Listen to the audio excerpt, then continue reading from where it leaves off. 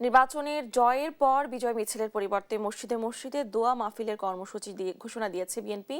বায়তুল মোকাররম জাতীয় মসজিদে আছেন সহকর্মী ইশতিয়াক ইশতি।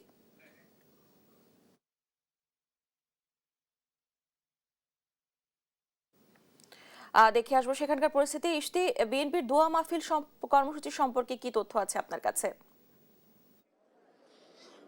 না ধন্যবাদ। জানিয়ে রাখতেছি আমি এই মুহূর্তে জাতীয় মসজিদ বায়তুল মোকাররমে রয়েছি। দীর্ঘ ১৭ বছরের যে প্রতীক্ষা, সেই প্রতীক্ষার পরে ত্রয়োদশ জাতীয় সংসদ নির্বাচনে বেসরকারি ফলাফলে বিএনপি নিজেদের সরকার গঠন করতে যাচ্ছে। আর কালই জানানো হয়েছে কোনো মিছিল নয়, স্রষ্টার কাছে প্রার্থনা করে বিএনপি তাদের এই যাত্রাকে স্মরণীয় করে রাখতে চায় এবং সাবেক প্রধানমন্ত্রী খালেদা জিয়ার রুহির মাগফিরাত করতে চান তারা।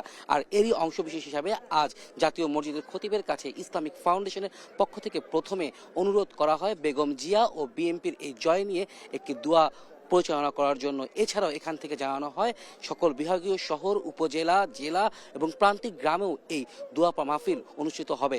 আরও জানিয়ে রাখতে চাই, আজকের যে দোয়া মাহফিল, এই দোয়া মাহফিলে কিন্তু আন্তর্জাতিক গণমাধ্যমে এসেছে। তারা বিএনপির যে জয়, সে জয়কে এখানে তারা নিজেদের ক্যামেরা বন্দি করে বিশ্বের বিভিন্ন প্রান্তে ছড়িয়ে দেওয়ার জন্য। আরও জানিয়ে রাখতে চাই, এই জয়ে কিন্তু এখন পর্যন্ত বিএনপি সংখ্যাগরিষ্ঠতা অর্জন করেছে এবং জানিয়ে রাখতে চাই ভোট গণনার কার্যক্রম কাল সন্ধ্যার পর থেকে চলেছে, এখন পর্যন্ত চলছে চট্টগ্রামে জানি। এবং আরও জানিয়ে রাখতে চাই যে মাহফিল হয়েছে দোয়া মাহফিলে জাতীয় মসজিদের খতিব বলেছেন যে এই যে সরকার গঠন করতে যাচ্ছে তাকে ইনসাফের সরকার গঠন করতে হবে এবং তাদেরকে দেশবাসীর জন্য সঠিক পদক্ষেপগুলো নিতে হবে।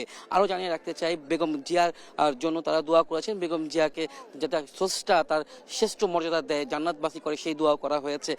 এখানে এই ছিল সর্বশেষ আমার কাছে রানা।